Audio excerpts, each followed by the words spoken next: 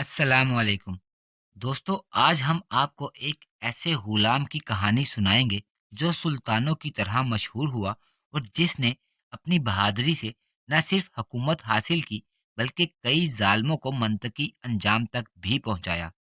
फतूहात की ऐसी ऐसी मिसालें कायम की कि बड़े बड़े जंगजू इसके नाम से थर थर कांपते थे। तारीख मंगोलों के जुल्म सितम से भरी हुई है, लेकिन इस गुलाम ने मंगोलों की ऐसी कमर तोड़ी कि वो दोबारा सर ना उठा सके। ये गुलाम एक अजीम फातेह, दलेर जंगजू और आलम इस्लाम का ऐसा हीरो बना जिसको तारीख कभी भी फरामोश नहीं कर पाएगी। दोस्तों, वीडियो शुरू करने से पहले आपसे गुजारिश है, अगर आपने मेरा चैनल अभी तक सब्सक्राइब नहीं किया तो प्लीज़ कर लें और बेल आइकन को भी प्रेस कर दें। तो चले वीडियो को शुरू करते हैं। हम बात कर रहे हैं सुल्तान रुकनुद्दीन बैबरस की, जो 19 जुलाई 1223 को दश्ते कचकाक में एक खाना बदोश कबीले में पैदा हुए। कचकाक तुर्क कबीला था और अहदे वुस्ता में यूरोपो एशिया के दरमियानी इलाकों में आबाद थे। बैबरस हलाकू खान और गयासुद्दीन बलबन का हम असर था और कहा जाता है कि बैबरस को गुलाम बनाकर फरोख्त किया गया था। फिर वो अपने जोरे बाजू से सुल्तान मिस्र और शाम बना। अल मुल्कुल जाहिर रुकनुद्दीन बैबरस का असल नाम अलबंद कदारी था। लकब अबू लफ्तू था, लेकिन बैबरस के नाम से शोहरत पाई। बैबरस सैफुद्दीन कतज का जानशीन और मिस्री अफवाज के इन कमांडरों में से एक था जिसने फ्रांस के बादशाह लुइस नहम को 7वीं सलीबी जंग में शिकस्त दी। रुकनुद्दीन बैबरस 620 हिजरी था 676 हिजरी के तीन कारनामे तारीख हमेशा याद रखेगी। पहला कारनामा यह था कि बैबरस ने सुल्तान सैफुद्दीन के साथ मिलकर मंगोलों को मारका एन जालूत में इबरतनाक शिकस्त दी। ये मशहूर जंग 25 रमजान 658 हिजरी को लड़ी गई।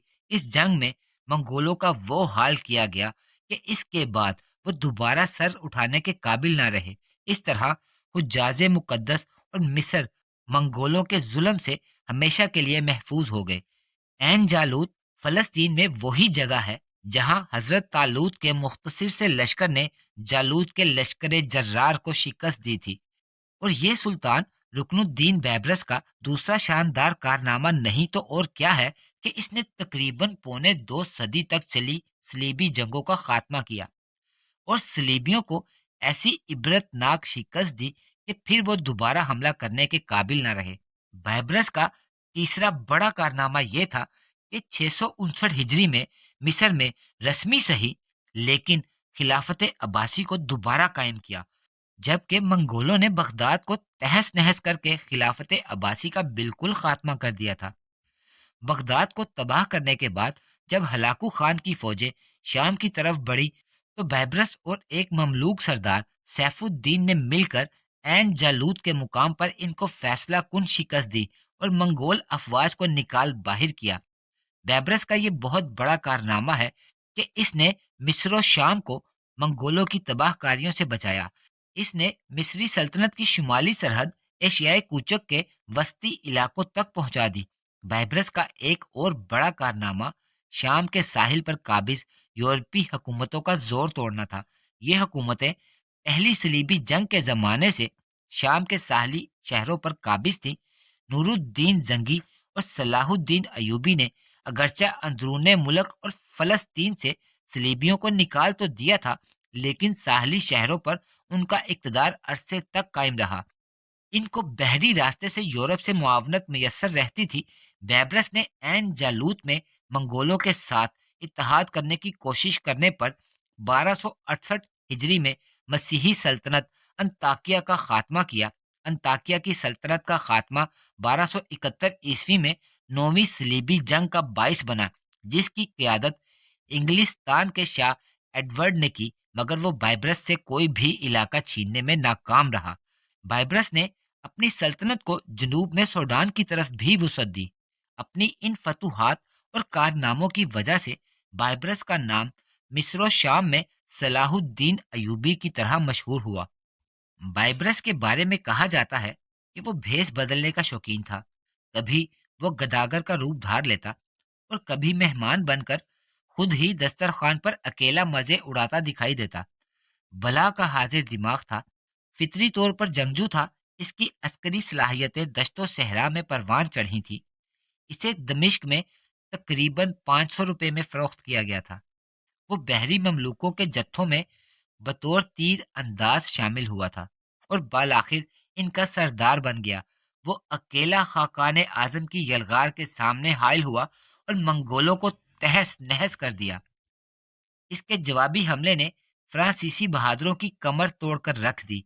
بلا کا خوش طبع انسان تھا، گھوڑے پر سوار ہو کر اکیلا نکل جاتا تو دوسرے دن فلسطین میں نمودار ہوتا اور چوتھے دن صحرائے عرب میں ملتا۔